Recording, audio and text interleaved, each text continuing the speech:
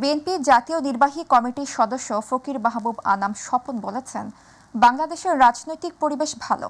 তারেক রহমান ও doctor ইউনূসের meeting মোতাবেক আশা করা যায় আগামী ফেব্রুয়ারির মধ্যে নির্বাচন হতে পারে। শনিবার টাঙ্গাইলের ধনবাড়িতে উপজেলা ও পৌর বিএনপির বর্ধিত সভার আগে প্রধান অতিথি হিসেবে যোগ দেওয়ার সময় সাংবাদিকদের প্রশ্নের জবাবে তিনি এসব কথা বলেন। ধনবাড়ি উপজেলা বিএনপির সভাপতি এম আজিজুর রহমানের সভাপতিত্বে বক্তব্য রাখেন জাতীয় নির্বাহী কমিটির সদস্য শামসুজ্জামান সুরুজ, জেলা বিএনপির সভাপতি হাসানুজ্জামিল শাহীন, সাধারণ সম্পাদক ফরহাদ ইকবাল।